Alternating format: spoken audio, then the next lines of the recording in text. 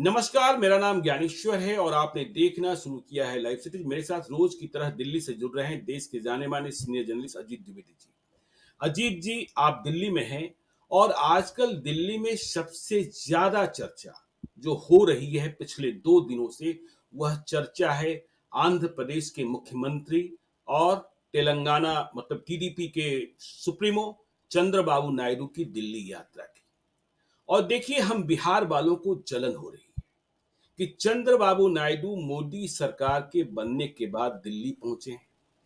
खुद के मुख्यमंत्री बनने के बाद भी पहली बार दिल्ली पहुंचे हैं और मोदी सरकार के निर्माण में चंद्रबाबू नायडू की सहभागिता है। ठीक वैसे ही जिस तरीके की सहभागिता बिहार की है, जेडीयू की है, चिराग पासवान की पार्टी की है, जीतन राम मांझी की पार्टी की है। नायडू के तो 16 ही सांसद हैं। यदि हम नीतीश कुमार, चिराग पासवान और जीतन राम मांझी के सांसदों को जोड़ दें तो 18 सांसद होते हैं। इनकी लाठी भी मोदी सरकार में लगी है।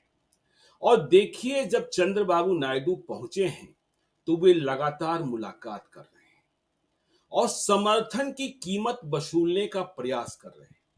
मैं दिल्ली के अखबारों को पढ़ रहा था, 13 लाख रुपयों की मांग लेकर पहुंचे। 13 लाख करोड़। 13 लाख करोड़ जी।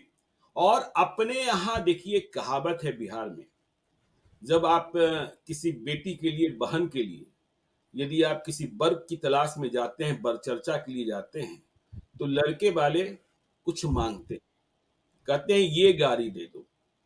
अब जिनकी औकात है मांगने की, वो स्कॉर्पियो मांगेंगे, फॉर्च्यूनर मांगेंगे। मांगेंगे तब न मारुति भी मिलेगी।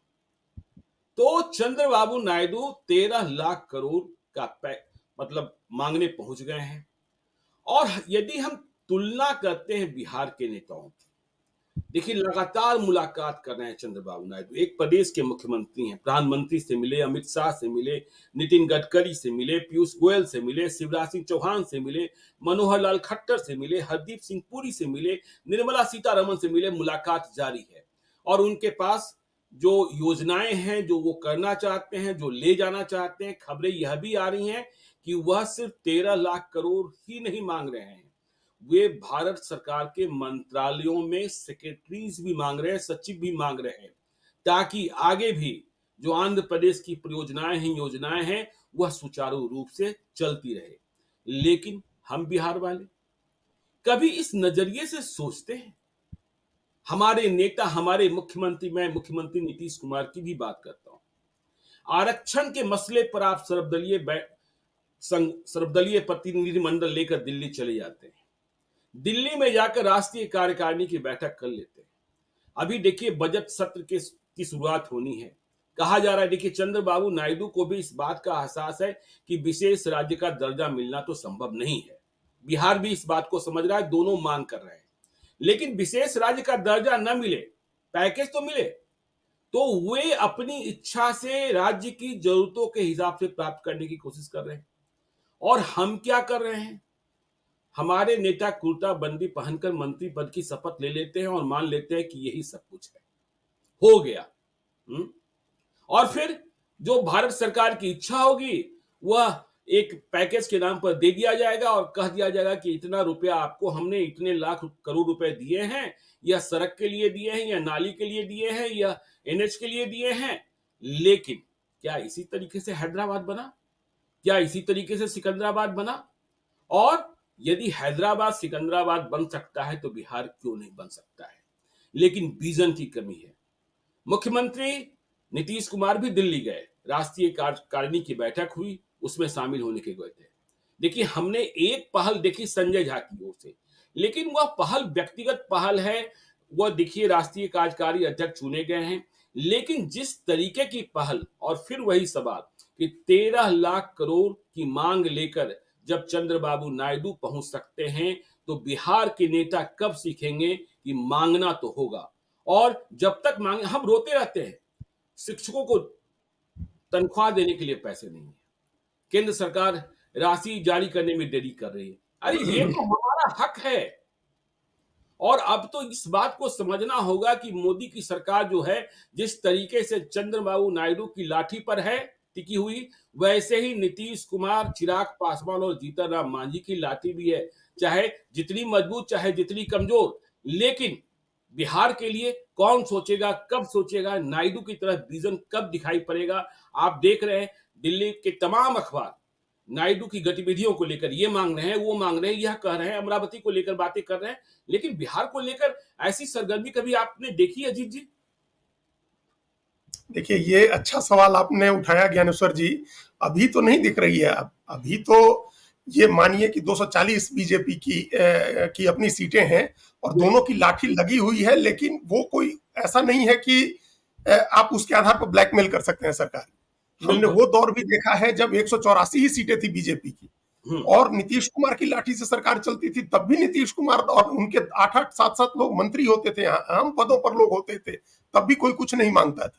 जी। जब नीतीश कुमार खुद ही मुख्यमंत्री थे, तो खुद ही केंद्र में मंत्री थे और रेल मंत्रालय, कृषि मंत्रालय जैसा बड़ा मंत्रालय संभाला उन्होंने, और जॉर्ज फर्नांडिस रक्षा मंत्री होते थे, यहाँ रेल मंत्री होते थे, नीतीश कुमार भी रेल मंत्री रहे और रामविलास पासवान रेल मंत्री होते थे। शरद यादव इतने थे। बड़े बड़े इतने बड़े बड़े मंत्रालय बिहार के नेताओं को मिले, लेकिन कभी ऐसा नहीं मिला जो आप कह रहे हैं कि एक विजन डॉक्यूमेंट बना करके, विकास की परियोजनाएं बना करके, बिहार में अधिकारियों और नेताओं के साथ बैठक करके, जो इंफ्रास्ट्रक्चर डेवलपमेंट का काम करने वाले लोग हैं उनके साथ, जो उद्योगपति कारोबारी हैं उनके साथ बैठक करके एक प्रोजेक्ट बना करके आप भारत सरकार को दें कि हमको इस प्रोजेक्ट के लिए इतना पैसा चाहिए, स्पेसिफिक पैसा चाहिए हमको इस प्रोजेक्ट के लिए।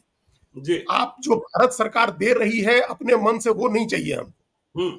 या जिन योजनाओं में ऑलरेडी भारत सरकार की भागीदारी होती है, उन योजनाओं का पैसा बिहार सरकार को अगर मिल जाता है तो उसमें क्या बड़ी बात होती है, वो तो हर स्टेट गवर्नमेंट को मिलता है। बिल्कुल बिल्कुल बिल्कुल। जैसे नल जल की जो योजना है, पेयजल स्वच्छता का विभाग है, उसमें 60% पैसा अगर भारत सरकार से आना है तो वो जी। 60% पैसा बिहार में भी आएगा, झारखंड में भी आएगा।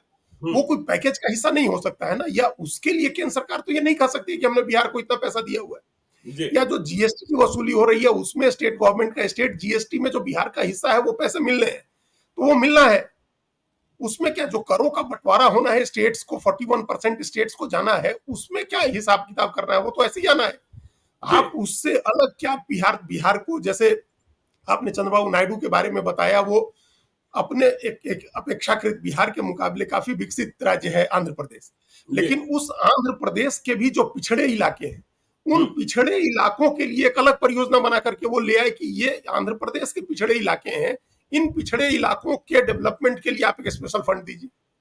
और उसके लिए उन्होंने क्या बना, उसके लिए उन्होंने एक मिसाल दी कि जैसे बुंदेलखंड प्रोजेक्ट बना था, बुंदेलखंड के विकास के लिए जैसी एक परियोजना बनी थी, उसके आधार पर आंध्र प्रदेश के अविकसित जो पिछड़े जिले हैं उनके विकास की योजना बने। आप सोचिए, बिहार में तो सारे जिले ही पिछड़े हैं, तमाम 38 जिले ही पिछड़े हैं। पटना भी कौन सा बहुत विकसित जिला मान सकते हैं पटना को? हाँ, है ही नहीं, है ही नहीं। तो सबसे जो पिछड़ा राज्य है, जो सस्टेनेबल डेवलपमेंट गोल जो तैयार करता है नीति आयोग, उसके तमाम मानकों पर सबसे नीचे जो प्रदेश है, उस प्रदेश की तरफ से कोई स्पेशल तैयारी नहीं है, कोई स्पेशल पैकेज नहीं मांगा जा रहा है। पहले भी कभी नहीं मांगा गया कि हमको, हमारी जरूरत यह है, इस जरूरत के हिसाब से हमको पैसा दिया जाए। देखिए, चंद्रबाबू नायडू जो है वो जरूरत बताया उन्होंने, बिल्कुल। जैसे उन्होंने कहा कि पोलावरम नेशनल इरिगेशन प्रोजेक्ट है, उसके लिए हमको इतना रुपया चाहिए है, वो सिंचाई की परियोजना है और वो बड़ी महत्वाकांक्षी योजना है, उसके लिए पैसा चाहिए। अमरावती में राजधानी बनानी है, राजधानी के लिए जो ट्रंक इंफ्रास्ट्रक्चर डेवलप करना है, ऑफिसेज बनने हैं, उनकी बिल्डिंग्स बननी है, उनके लिए जो दूसरे सीवेज की लाइन बननी है, सड़कें बननी है, आप उसके लिए एक कॉम्प्रिहेंसिव पैकेज चाहिए हमको। दो तरह का एक कॉम्प्रिहेंसिव पैकेज अलग चाहिए है और एक शॉर्ट टर्म जो असिस्टेंस चाहिए है स्टेट का कैपिटल डेवलप करने के लिए, वो चाहिए। और देखिए, जिस समय वो कैपिटल अमरावती में डेवलप करने के लिए पैसा मांगने आए, क्योंकि हैदराबाद जो राजधानी थी वो चली गई है तेलंगाना के खाते में, तो उनको अलग राजधानी बनानी है। हैदराबाद जिसकी राजधानी है, तेलंगाना के मुख्यमंत्री भी दिल्ली में थे, रेवंत रेड्डी, और उन्होंने भी अपनी पूरी विश लिस्ट एक रखी प्रधानमंत्री के सामने, उन्होंने भी अपनी मांग रखी सारी। उसमें एक उन्होंने जमीन की अदला बदली का भी एक मामला रखा कि हैदराबाद में हमको ये, आप 2500 एकड़ जमीन हमको चाहिए है, जो डिफेंस की जमीन है हमको दे दीजिए, बदले में हम आपको कहीं और जमीन देते हैं। तो जब मुख्यमंत्री आते हैं प्रधानमंत्री से मिलने, या गृह मंत्री से मिलने, या उद्योग और वाणिज्य मंत्री से मिलने, या शहरी विकास मंत्री से मिलने, या कृषि मंत्री से मिलने, तो उसके पास इस तरह की तैयारी होनी चाहिए। इस तरह का होमवर्क किया हुआ होना चाहिए, एक डॉक्यूमेंट होना चाहिए जिसमें पूरा होमवर्क किया हुआ हो कि हमारी ये जरूरत है और इस वजह से ये जरूरत है और आप इस मद में या इस योजना के तहत हमको फंड दे सकते हैं। हम बिल्कुल। लोगों के यहाँ जो आपने कहा एकदम ठीक बात कही, एकदम की कुर्ता बंडी पहन करके मंत्री बन गए। अरे किसी व्यक्ति का मंत्री बन जाना तो ये उसकी निजी उपलब्धि है ना। हम्म। कोई व्यक्ति मंत्री बन गया भारत सरकार का, ये तो उसकी निजी उपलब्धि है, जीवन भर उसके नाम के साथ लिखा जाएगा कि ये पूर्व मंत्री थे, उसके बेटे पोते पोतियां बताएंगे कि हमारे दादा परदादा मंत्री होते थे भारत सरकार में। इससे बिहार का क्या भला होना है?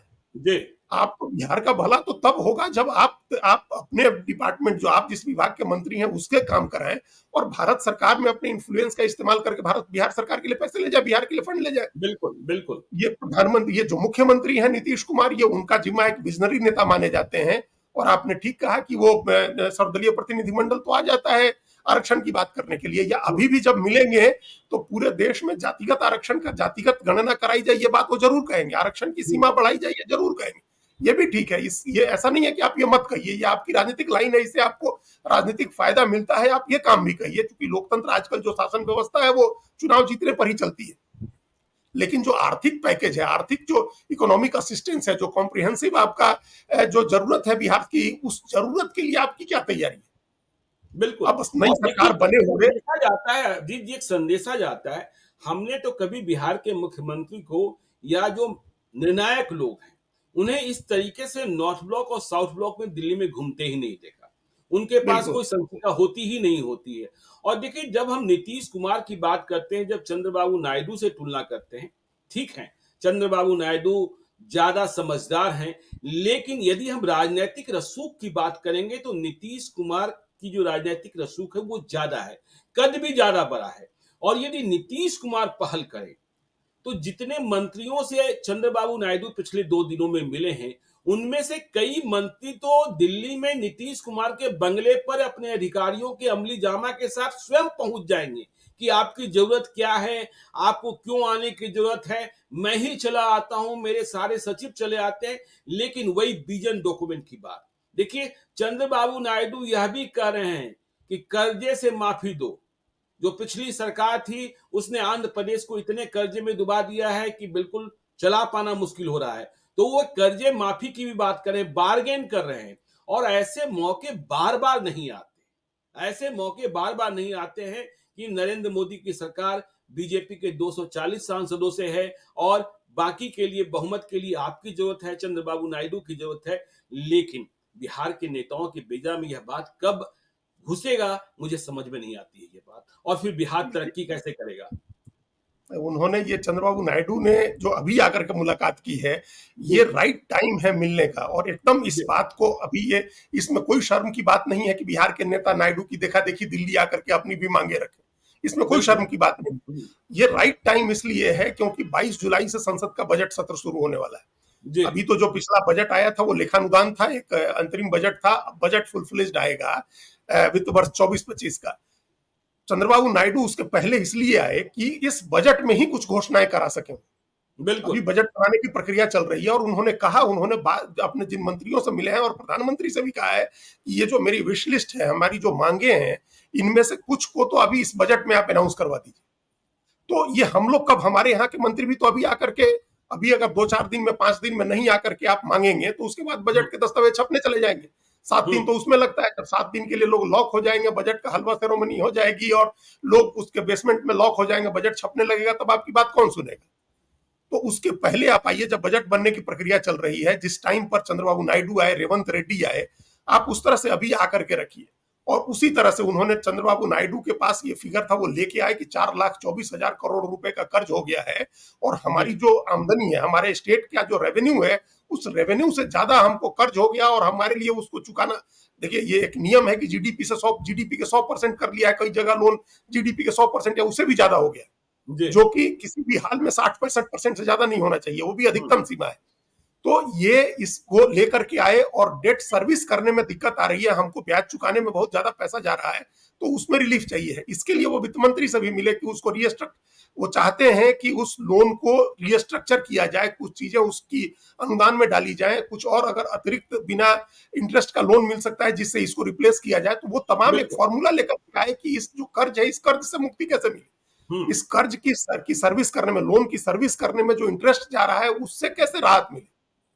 और हम लोगों के यहाँ भी लगातार कर्ज लिए जाते रहे हैं, सरकार के लगातार कर्ज लेती रही है, उसकी रीस्ट्रक्चरिंग हो, कहीं उसका अनुदान मिले, कहीं बिना इंटरेस्ट का लोन मिले जिससे वो कम हो, ताकि लोन सर्विस में जो ऑलमोस्ट 30 पैसा, 1 रुपए का 30 पैसा बिहार में भी लोन सर्विस करने में चला जाता है, ब्याज चुकाने में। जी तो कहां से जो बात चंद्रबाबू नायडू ने कही, वो तो हमारे ऊपर, हम बिहार पर के ऊपर ज्यादा लागू होता है कि हमारे पास कैपिटल इन्वेस्टमेंट के लिए पैसा ही नहीं है। हम कैपिटल इन्वेस्टमेंट कहां से करेंगे? और सरकार अगर कैपिटल इन्वेस्टमेंट नहीं करेगी तो फिर न रोजगार पैदा हो सकता है और न इंफ्रास्ट्रक्चर का डेवलपमेंट हो सकता है।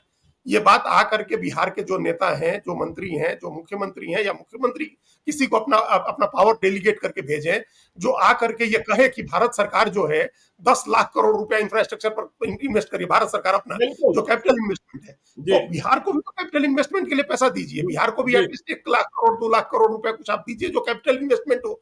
हमारे यहाँ से पलायन रोकने के लिए रोजगार की जरूरत है, हमारे यहाँ इंडस्ट्रीज लगनी है, हमारे यहाँ इंफ्रास्ट्रक्चर का डेवलपमेंट होना है, और हमारे पास पैसा नहीं है, तो हम कैपिटल इन्वेस्टमेंट कहां से करेंगे? तो ये अरे बात आगे हमारी कहने में स्थिति क्या क्या दिक्कत? होती है अजीत जी, हमारी स्थिति क्या होती है? क्या ये काम जाकर प्रधानमंत्री नरेंद्र मोदी आंध्र प्रदेश में कर सकते हैं? जिस तरीके से वो बिहार में आते हैं और हमें भिखारी समझकर, आरा की वह सभा याद होगी, 25,000 करोड़ दे दें, बोलो 50,000 करोड़ दे दें, 75,000 करोड़ दे दें, 1 लाख करोड़ दे दें, तो ठीक, तो इसके बाद कुछ मिल जाता है। और इसके बाद जो मिल जाता है, जो बंडल्स होते हैं, उसमें बताया जाता है कि मैंने भाई देखिए 50 करोड़ रुपया इस काम के लिए, 50 करोड़ रुपया इस काम के लिए, रेलवे स्टेशन के कायाकल्प के लिए, इस रास्ते की सुदृढ़ीकरण के लिए और इन सब कामों के लिए। लेकिन इससे तरक्की नहीं दिखती है। जो अभी आपने कहा, इससे पलायन नहीं रुकना है, इससे बाढ़ की समस्या का समाधान नहीं होना है, बिहार का औद्योगिकीकरण नहीं होना है, बिहार में रोजगार के अवसर नहीं बढ़ने हैं। और जब 13 लाख करोड़ मांगने पहुंचे हैं चंद्रबाबू नायडू, तो उनकी विजन डॉक्यूमेंट में है कि हमें कैसे हैदराबाद की तरह अमरावती को डेवलप कर देना है। आज जितनी कंपनियां हैं वो क्यों हैदराबाद की ओर मूव करती हैं, क्यों बेंगलोर की ओर मूव करती हैं, क्यों पुणे की ओर मूव करती है?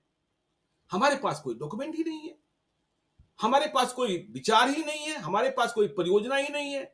आज तक पटना शहर का सिटी प्लान नहीं है। सोच लीजिए, और कहेंगे तरक्की बताइए। की बात करेंगे। जहां वही मर्जी अब हो, करा, जहां घर बना लीजिए, बाद में कहिए यहां सड़क नहीं है, बाद में कहिए यहां बिजली के खंभे नहीं है। तो भाई, आपने तो जो मजाक बना रखा है, उस मजाक का क्या परिणाम होगा, यह समझने की बात है। देखिए, ये आप बताइए, राजधानी राजधानी शहर है पटना, और जी वहां मास्टर प्लान नहीं है, हाँ, कोई नहीं है। मास्टर प्लान नहीं है, कोई वहां सीवेज का सिस्टम नहीं है, कहीं वाटर ट्रीटमेंट प्लांट की, कहाँ वाटर ट्रीटमेंट प्लांट लगे हैं, कितना सीवेज वाटर का ट्रीटमेंट हो रहा है, कितना गंगा वाटर का ट्रीटमेंट हो रहा है, मतलब पीने के पानी की व्यवस्था, सड़क की व्यवस्था, पार्क और उस जो सौंदर्यीकरण की व्यवस्था, इसकी कोई प्लानिंग नहीं है। मतलब जहां जो चीजें बन गई वो बन गई, उस तरह से सब चल रहा है। कितने बिल्कुल दिनों से बात हो रही है, एयरपोर्ट की बात हो रही है कि पटना एयरपोर्ट की क्या स्थिति है, कोई एक वैकल्पिक एयरपोर्ट बने, एक ट्विन सिटी डेवलप किया जाए, गंगा के उस पार बने, गंगा के दूसरी तरफ बने, कोई ऐसा मास्टर प्लान, कोई नया शहर बसाने की योजना, ये सब कहीं नहीं है बिहार। सिर्फ जी 12% शहरीकरण, शहरी आबादी है, सिर्फ 12% शहरीकरण हुआ है, जबकि नेशनल एवरेज 35% का है। पूरे देश में 35% शहरीकरण है और बिहार में 12% है, मतलब 1/3 है। पूरे देश का जो राष्ट्रीय औसत है उसका 1/3 है। तो ये क्या योजना नहीं बन सकती है कि आकर के यहाँ शहरी विकास मंत्री से मिलिए, जैसे मनोहर लाल खट्टर से मिल करके गए चंद्रबाबू नायडू, आप मिले, बिहार के मुख्यमंत्री भी मिले उनसे, और उनको बताएं कि हमारे यहाँ शहरीकरण की क्या परियोजनाएं हो सकती हैं, और जी उससे कितना टूरिज्म डेवलप हो सकता है। आप गया को डेवलप करिए, आप मुजफ्फरपुर और वैशाली को डेवलप करिए, उससे रेवेन्यू भी आएगा। आम जी आदमी को जो सुविधा होगी, भारत सरकार के पर्यटन मंत्रालय से आप मिलिए, आप राम से जुड़ी हुई, सीता से जुड़ी हुई जगहों को विकसित कराइए, आप बुद्ध से जुड़ी हुई जगहों को विकसित कराइए। ये तो विजन की बात है कि आप टूरिज्म मंत्रालय से क्या लेकर के डेवलप करा सकते हैं, आप शहरी विकास मंत्रालय से क्या लेकर के डेवलप करा सकते हैं। लेकिन आपने जो कहा यही जाता है, और वो बिहार के लिए ऊपर कृपा नहीं है, बिहार का कुछ नहीं है। आप एनएचएआई का प्रोजेक्ट, नेशनल हाईवे का प्रोजेक्ट जाएगा, उसमें बिहार का क्या लेना देना है? आपको कनेक्टिविटी चाहिए है, जो बिहार से सड़कें होकर के गुजरती हैं पूरे देश को कनेक्ट करने के लिए, वो सड़क तो बनानी है आपको ना, तो आप बना रहे हैं, अपनी जरूरतों के लिए भी बना रहे हैं, और उस पर बिल्कुल टोल टैक्स वसूला जा रहा है एनएचएआई का, तो भारत सरकार के खाते में जा रहा है ना, उसका क्या एहसान बिहार के लोगों पर करना है?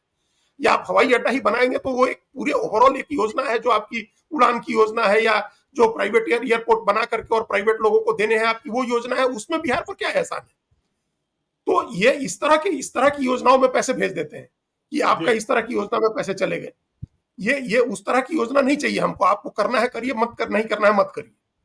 नहीं, आप आपने बिहार कहा ना, देखिए अजीत जी, गया की स्थिति कहते हैं, देखिए गया तो बहुत काम हुआ भी, और नालंदा में, राजगीर में बहुत काम हुआ। लेकिन यदि आपके पास कोई सायरन बजाती हुई गाड़ी आगे न हो, मुख्यमंत्री जाते हैं, केंद्रीय नहीं मंत्री पहुंच जाते हैं, सकते। सांसद जाते हैं, तो पटना से गया जाना कितना दुरूह है, और पटना से राजगीर जाना, पटना से बाहर निकलने में। और विजन की बात करते हैं, मैं आपको 2 उदाहरण देता हूं। अनिल अग्रवाल, वेदांता वाले, दुनिया के सबसे अमीर व्यक्तियों में एक, बिहार के ही हैं, पटना के ही। यहां कौन सा विजन है? उन्होंने पटना के एक सरकारी स्कूल में, किसी जमाने में बहुत प्रतिष्ठा थी, मिलर स्कूल में पढ़ाई की। लंदन में रहते हैं अनिल अग्रवाल, मुंबई में रहते हैं अनिल अग्रवाल, उदयपुर शहर हिंदुस्तान जिंक लिमिटेड भी उनका ही। तो उन्होंने लंदन में रहते हुए एक दिन यूट्यूब पर एक वीडियो देख लिया, जिसमें मिलर स्कूल की स्थिति दिखाई गई थी कि कहां से कहां पहुंच गया मिलर स्कूल। तो उन्हें तरस आया कि नहीं, हमारे स्कूल की स्थिति ये नहीं होनी चाहिए। तो उन्होंने अपने एक बहुत बड़े ऑफिसर को, जो उनकी कंपनी में काम करते थे, जिनकी सैलरी करोड़ों रुपए होगी, उन्हें पटना भेजा और कहा कि सरकार से बात करो, मैं इस स्कूल को गोद लेना चाहता हूं, बदले में कुछ मुझे नहीं चाहिए, और गोद मुझे सिर्फ इसलिए चाहिए कि मैं इस स्कूल की बिल्डिंग का, लेबोरेटरी का, व्यवस्था का कायाकल्प करूं। तो वे अधिकारी पदाधिकारी, जो अनिल अग्रवाल की कंपनी के, पटना के मौर्या होटल में आकर टिके रहे। प्रयास प्रारंभ हुआ। अनिल अग्रवाल यह भी नहीं चाहते थे कि बदले में उनका नाम या उनके पिताजी का नाम या कुछ भी जोड़ दिया जाए। कई महीने तक वह सचिवालय में, कई महीने तक सचिवालय में जूते घिसते रहे, और सरकार ने मंजूरी नहीं दी। सरकार ने मंजूरी नहीं दी। क्या फर्क पड़ता था? एक स्कूल का कायाकल्प हो जाता। पटना के एक और बड़े कारोबारी हैं, मूलतः राजस्थान के रहने वाले। हमने एक दिन खबर देखी कि उन्होंने राजस्थान के एक स्कूल को जाकर 1,25,00,000 दान दिया। मैंने उन्हें फोन किया कि अच्छा ये बताइए, आप राजस्थान के रहने वाले हैं, ठीक है, अच्छी बात है। आपने पटना के मारवाड़ी स्कूल के बारे में नहीं समझा, जहां आपने पढ़ाई की, आपके बच्चों ने पढ़ाई की उस जमाने में? पटना सिटी में मारवाड़ी, आप जानते ही, हर जिले में मारवाड़ी स्कूल हुआ करता था। उन्होंने कहा, ज्ञानेश्वर जी, चाहता तो है समाज, और यदि आज सरकार पहल करे कि मारवाड़ी स्कूल का कायाकल्प करना है, तो रातों रात 20 करोड़ रुपए मिलेंगे। लेकिन यहां लेने वाला कोई नहीं है, और जो जिसे देना है वह सम्मान का तो भूखा है। जब हम 1,25,00,000 रुपए देने गए, तो वहां मुख्यमंत्री अशोक गहलोत थे, तब उन्होंने सम्मानित किया, प्रतिष्ठा मिली। तो यहां तो कुछ है ही नहीं, कोई विजन है ही नहीं कि हमें करना क्या है, ना हमें, मतलब, और वही बात है ना कि आज हमें रोटी की जरूरत है, मुझे रोटी मिल नहीं रही, कोई कह देगा मुझे मक्खन खा लो, सीधे मक्खन खा लो। अरे मक्खन से पेट थोड़े भरेगा। तो ये विचित्र वाली बात है दीजिए। हाँ, तो वही एक अपने तरफ से ये विजन के कमी की बात है। और ये टिपिकल बाबूशाही जो अपने यहाँ है, जो लाल फीता शाही जिसको रेड टेपिज्म बोलते हैं, एक वो भी कारण है कि हम ना काम करेंगे ना किसी को करने देंगे। अगर कोई अच्छा काम करने आएगा तो हम उसको करने भी नहीं देंगे। और बिल्कुल। ये बाबुओं की, अधिकारियों की भी है। आप शिक्षकों की देखिए, आप अधिकारियों की देखिए, आप जिसको भी देख लीजिए, किसी को काम होने नहीं देना है, हम्म। खुद भी नहीं करना है और होने भी नहीं देना है। नहीं तो ऐसा कहीं होता है, कोई इंफ्रास्ट्रक्चर का प्रोजेक्ट लेकर के आए तो रंगदारी मांगने वाले पहले पहुंच जाते हैं वहां, हम्म। उससे वसूली करने वाले लोग पहले पहुंच जाते हैं। तो ये एक प्रवृत्ति हो गई है वहां लोगों की कि काम हम खुद भी नहीं करेंगे और किसी को करने भी नहीं देंगे। ये भी एक प्रवृत्ति है। इससे बिल्कुल। भी निजात पाने की जरूरत है, इससे भी लोगों को छुटकारा दिलाने की जरूरत है। और जी। लेकिन वो क्रमशः होगा अगर विकास की रोशनी पहुंच जाती है ढंग से, अगर विकास के काम शुरू हो जाते हैं, लोगों को उसके फायदे दिखने लगते हैं, नई पीढ़ी को लगने लगता है कि वो भी देश के दूसरे राज्यों की तरह वहां भी अच्छी सुविधाएं हो सकती हैं, तो शायद चीजें बदले। उसके पहले बिहार सरकार को एक अपनी स्ट्रेटजी, एक योजना बनाने की जरूरत है। कुछ एक्सपर्ट्स की टीम बनाई है। जिस जी। तरह से हमने देखा, जैसे चंद्रबाबू नायडू जो विश लिस्ट लेकर के आए थे, जो उनकी मांगे थी, उनकी जगह आप नाम हटा दीजिए ऊपर से चंद्रबाबू नायडू का, और बिहार की जो जरूरतें हैं आप उनको रखिए। 1 2 3 वो हम लोग भी बता सकते हैं कि बिहार को इस समय किस तरह के सेक्टर में, किस सेक्टर में लॉन्ग टर्म इन्वेस्टमेंट की जरूरत है, किस सेक्टर में कॉम्प्रिहेंसिव किसी स्ट्रेटजी के तहत इन्वेस्टमेंट की जरूरत है, कहाँ शॉर्ट टर्म बिल्कुल। इन्वेस्टमेंट की जरूरत है, कहाँ किस तरह के वित्तीय पैकेज की जरूरत है, कहाँ आपको लोन और डेट रीस्ट्रक्चर कराने की जरूरत है, ये कोई भी साधारण आदमी बता सकता है। वहां इसके लिए कोई बहुत विद्वान होने की जरूरत नहीं है। ये सब आदमी कहता है कि बिहार में कृषि आधारित अर्थव्यवस्था बन सकती है वहां। तो जी। आप उससे रिलेटेड आप प्रोजेक्ट बनाइए कि हम कृषि के से संबंधित उत्पाद, बिहार एक समय ऐसा था, अभी भी होगा ही, कि चावल उत्पादन में 1-2 नंबर पर बिहार रहता है। चावल हाँ। उत्पादन में पूरे देश में चावल जाता है बिहार से, और कम से कम 4 देशों में चावल जाता है। स्मगलिंग होकर जो जाता है उसको छोड़ दीजिए, जी। ऑफिशियली 4 देश में चावल हम्म। जाता है। दुग्ध उत्पादन में हम लोग दूसरे नंबर के राज्य हो चुके हैं। गुजरात के बाद दूसरे नंबर का राज्य बिहार हो गया था। अभी पता नहीं अब क्या स्थिति, अभी ताजा स्थिति हमको नहीं आइडिया है। लेकिन चावल उत्पादन है, दूध उत्पादन है, फल सब्जियों का उत्पादन है, मछली का उत्पादन है। तो ये सारी चीजें, इससे रिलेटेड एक प्रोजेक्ट बनाइए, 1 नंबर में इसी को रखिए कि जी। हमारे यहाँ इससे रिलेटेड इंडस्ट्री लगाई जाए इसकी। और दूसरा, इसकी माल ढुलाई की व्यवस्था की जाए। एक बार लालू यादव ने ट्रेन चलवाई थी जिसमें सब्जियां, सीधी ताजी हम्म। सब्जियां बिहार से निकल करके आ जाए।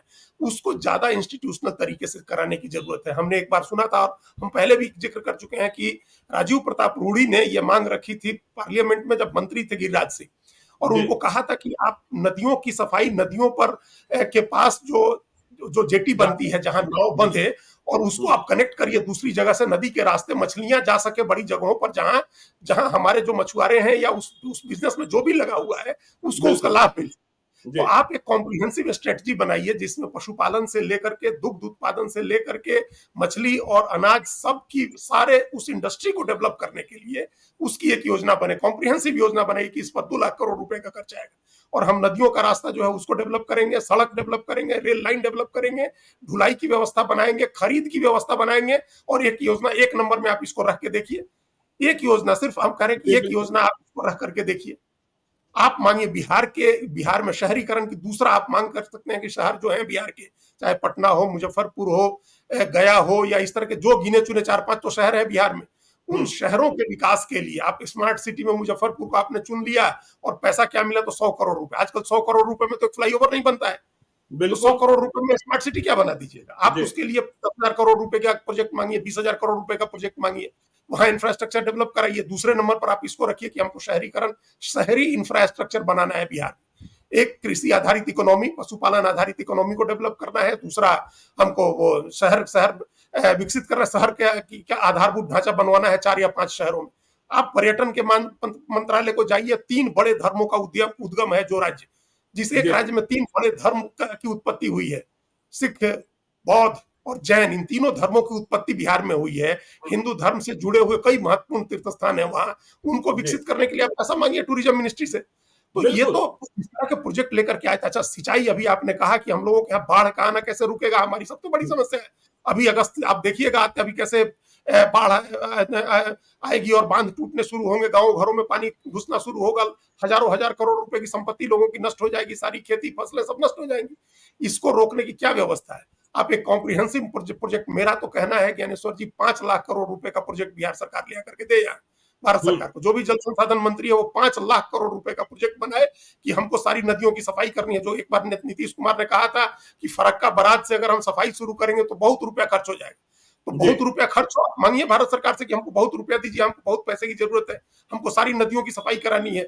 सदा नीरा बोलते थे गंडक को, और गंडकी जो है सो सूख जाती है, सदा नीरा जिसको बोलते थे। वेदों में जिसको सदा नीरा बोला गया उसमें पानी सूख जाता है, और हम लोग कुछ ध्यान ही नहीं देते हैं। नहीं, तो हम तो आप सीधे कहते हैं अजीत जी, एक बिहारी होने के नाते, कि जितना पैसा आंध्र प्रदेश को मिल रहा है उससे एक भी कम पैसा बिहार को नहीं मिलना चाहिए। हम बिल्कुल ज्यादा गरीब हैं, हमारी जरूरतें ज्यादा हैं, हमें अधिक विकास चाहिए, हमारे यहाँ बेरोजगारी अधिक है, हमारे यहाँ प्लान अधिक है। चंद्रबाबू नायडू 13 लाख करोड़ मांगे, कितना लाख करोड़ ले जाएंगे, और हमें कह दिया जाएगा कि बिहार को इतना दिए, जो अभी आपने कहा ना। और हम कह रहे थे प्लेटफॉर्म के डेवलपमेंट के लिए, पासपोर्ट अरे ऑफिस बनाने के लिए। वो तो हाँ। कराना ही है आपको, वो तो कराना अरे ही है भाई, वो तो आपको। कराना ही कराना है, सड़कें बनाने के लिए। अरे आपको जब नेशनल नेटवर्क स्थापित करना है, उसके रास्ते ठीक रखने हैं, तो वो तो हम यदि नहीं भी मांगेंगे तो आप देंगे। आप हमारे बिल्कुल लिए क्या दे रहे हैं? आप हमारे लिए क्या दे रहे हैं? सबसे बड़ा सवाल तो अजीत जी ये है ना।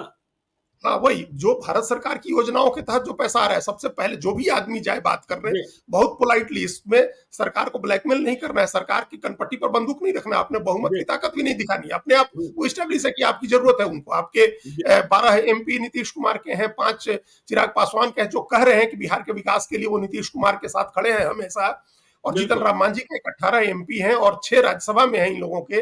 आप जाकर के यहाँ ये स्टैब्लिश तथ्य है, इसको बताने की जरूरत नहीं है, आप पोलाइटली मांगिए जाकर के कि हमको ये चाहिए, हमारे हमारे राज्य के विकास के लिए हमको आप जो दे रहे हैं वो नहीं। अच्छा, ये चंद्रबाबू नायडू ने एक और इम्पोर्टेंट मुलाकात की है अरविंद पनगड़िया से, जो 16वें वित्त आयोग के अध्यक्ष है। जी तो वित्त आयोग के पास बहुत सारी चीजें होती हैं, और हम लोगों के बिहार के रहने वाले पूर्व आईएएस अधिकारी एनके सिंह वित्त आयोग के अध्यक्ष रह चुके हैं, 14वें जी वित्त आयोग के संभवतः वो अध्यक्ष थे। हम्म, आप किसी को भेजिए एनके सिंह के साथ बैठिए, एनके सिंह तो बहुत करीब रहे हैं नीतीश कुमार के, आप उनसे पूछिए, समझिए कि क्या वित्त आयोग के सामने हम किस तरह का रिप्रेजेंटेशन दे कि हमको बिहार के लिए अधिकतम फंड मिल सके, ज्यादा से ज्यादा पैसा मिल सके, क्योंकि वित्त आयोग की सिफारिशें बहुत मायने रखती हैं। जी अरविंद पनगड़िया बड़े बड़े अर्थशास्त्र के बड़े जानकार हैं, वो उनके सामने जाकर के आप रखिए, आप प्रेजेंटेशन दीजिए उनके सामने। बिहार को नीति आयोग में भी रहे हुए हैं, वो प्रधानमंत्री के साथ भी, उनको सब पता है बिहार की क्या आर्थिक स्थिति है अभी। आप उनके सामने जाकर के रखिए, अपनी जरूरत के हिसाब से पैसा मांगिए। ये नहीं होगा कि दूध मांगोगे खीर देंगे, हमको नहीं चाहिए हम्म, खीर, हमको हम्म, दूध की ही जरूरत है। तो वो आप जाकर के, वो तब मिलेगा जब आप जाकर के रखेंगे प्रोजेक्ट। हमने कहा ना कि जी नदियों की सफाई, अगर सिर्फ नदियों की सफाई हो जाए, बाढ़ और नदियों की जैसे सफाई होगी, नीचे उसका तल जैसे ही गहरा होगा, वैसे ही बाढ़ आने की समस्या से आधा छुटकारा तो उसी समय मिल जाएगा जब नदियों बिल्कुल का तल गहरा बिल्कुल हो जाएगा। और जगह बिल्कुल जगह जो प्रोजेक्ट्स के लिए मिट्टी चाहिए, उसमें से मिट्टी भी मिल जाएगी। तो जी आप नदियों की सफाई कराइए, बाढ़ आने की समस्या को रोकिए, आप कृषि आधारित इकोनॉमी डेवलप करिए, उसके लिए ट्रांसपोर्टेशन की व्यवस्था करिए, उससे रिलेटेड इंडस्ट्रीज लगाइए, शहरीकरण के लिए शहरों का आधारभूत ढांचा बचत बनाने के लिए पैसा मांगिए। आप जाकर के, आप किसी हवाई योजना के लिए पैसा नहीं चाहिए। हम्म और जो दूसरा जो आप कह रहे थे कि यहाँ तो शिक्षकों का वेतन देने में, हमारे यहाँ बिहार में रेवेन्यू का सिस्टम क्या है, रेवेन्यू है ही नहीं, हमारे यहाँ बहुत कम रेवेन्यू है, शराब बंद है, जो एक शराब से रेवेन्यू आने का सिस्टम था। तो और दूसरा जो स्पेशल पैकेज की बात होती है हमेशा स्पेशल स्टेट की, तो वो चंद्रबाबू नायडू ने भी कहा कि उनको पता है बिहार उड़ीसा दोनों मांग रहे हैं तो नहीं मिलेगा, तो जी इसीलिए उन्होंने बढ़ा करके पैकेज की मांग कर दी। और हम्म, बिहार, नीतीश कुमार ने भी तो एक लिवरेज दिया हुआ है भारत सरकार को कि आपने पहले ही कहा हुआ है कि विशेष राज्य नहीं तो विशेष पैकेज दीजिए। तो पैकेज, ऐसा पैकेज हो, कोई भी समझदार आदमी बैठे, नीतीश कुमार बैठे और कोई समझदार अर्थव्यवस्था का, अर्थशास्त्र का जानकार व्यक्ति बैठे, जो सरकार जो बताए, भारत सरकार के मंत्री जो बताए, उसमें वो योजना अलग कर दे जो भारत सरकार की ऑलरेडी योजना चल रही बिल्कुल है, उसको अलग बिल्कुल कर दे, कहा कि पैसा मत जोड़िए पैकेज में, हम्म, ये हम्म, हमारी जरूरत है, इसके लिए पैकेज दीजिए। आप जी जो देते हैं, आप एनएच बना रहे हैं तो उस पर पैसा आप ही वसूल रहे हैं ना, उसमें हम पैसा वसूल नहीं रहे। हम्म, स्टेशन का, अगर रेलवे स्टेशन का आप डेवलपमेंट करेंगे तो उसका जो कमर्शियलाइजेशन करना है, तो पैसा तो आप वसूलेंगे ना, उससे बिल्कुल क्या बिहार सरकार को मिल रहा है। हम्म, तो आप बिहार के लिए ये पैकेज दीजिए। बिहार की जरूरत इस समय ये जरूरत है 4, 5, 6 स्वास्थ्य के सेक्टर में हमको बड़े भारी इन्वेस्टमेंट की जरूरत है बिहार में, शिक्षा के हम्म, क्षेत्र में बड़े इन्वेस्टमेंट की जरूरत है, उसके लिए हमको पैसा दीजिए। ये 5, 6 सेक्टर आइडेंटिफाई करे बिहार सरकार, और उसके मंत्री, उन विभागों के मंत्रियों को लेकर के नीतीश कुमार दिल्ली आए, और ये काम अगर 4 दिन के भीतर करे तो होगा, नहीं तो उसका कोई फायदा नहीं है। फिर कोई फायदा बजट नहीं है खत्म हो, फिर बिल्कुल बजट बीत जाएगा, तो आप इंतजार करते रहिए, फिर आप आइएगा, उसके बाद आप आइएगा कहने, तो भारत सरकार कहेगी कि अगले बजट में देखते हैं, जी वित्त वर्ष 25-26 का बजट आएगा तो देखते हैं इस बजट में क्या इंक्लूड करा सकते हैं आप। संजय झा हो, उसमें संजय झा मिले थे वित्त मंत्री से, वो भी आए साथ में, और सब बैठ करके 6 सेक्टर 7 सेक्टर जो प्रायोरिटी सेक्टर है उसको आइडेंटिफाई करके आए, उसके लिए एक योजना लेकर के आए, उस पर एक अनुमान लेकर के आए कि इस पर अनुमानित इतना खर्च होना है, आप इतना दीजिए और हम अपने रिसोर्सेज से इसमें इतना लगा सकते हैं, या हम नहीं लगा सकते हैं, आप दीजिए। ये आकर के मांगे, बिल्कुल और बिल्कुल वो जैसा आपने कहा कि तोप का लाइसेंस मांगिएगा तो पिस्तौल मिल जाएगा, जी लेकिन आप तोप का लाइसेंस मांग करके अड़िए, यहाँ आकर के अभी आपकी जो स्थिति है, जो हैसियत है, राजनीतिक ताकत है, उसका इस्तेमाल करिए और बिहार के लिए कुछ फंड ले जाइए। जो जो काम पिछले 20-30 साल में नहीं हुआ, वो करने का अब समय आ गया। चलिए तो देखिए 4 दिनों का वक्त है नीतीश कुमार जी, चिराग पासवान जी, जीतन राम मांझी जी, कुछ कर दीजिए बिहार के लिए, नहीं तो चंद्रबाबू नायडू ले जाएंगे और हम मुंह ताकते रहेंगे कि हमें तो कुछ नहीं, मिला हम लोग ही फिर नहीं। जाके उनके यहाँ नौकरी करेंगे, हाँ हम लोग नौकरी ऐसे करेंगे, नौजवान जाकर उनके यहाँ नौकरी करेंगे। उनका नौकरी करेंगे और भारत सरकार अपनी योजनाओं में जो पैसा देगी वह कह देगी हमने तो बिहार को विशेष पैकेज दे हाँ, दिया। दे दिए। हाँ हाँ अरे भाई एनएच बना रहे हैं तो टोल आप वसूल रहे हैं, ठीक कहा हाँ, आपने। हाँ रेलवे चला रहे हैं, पैसा आप वसूल रहे हैं। हमारी जो जरूरतें हैं, हमें तोप नहीं चाहिए, हमें बंदूक से ही काम चल जाएगा। तो बंदूक खरीदने के लिए पैसा तो दीजिए। तो बिहार के मुद्दे पर हमारी बहस जारी रहेगी। आप देखते रहिए लाइव सीरीज को। यदि अब तक आपने हमारे यूट्यूब चैनल लाइव सीरीज को सब्सक्राइब नहीं किया है तो जरूर कर लीजिए। और यदि इस वीडियो को आप फेसबुक पेज के माध्यम से तो पेज को लाइक कीजिए, ट्विटर पर भी हमें फॉलो कीजिए। धन्यवाद।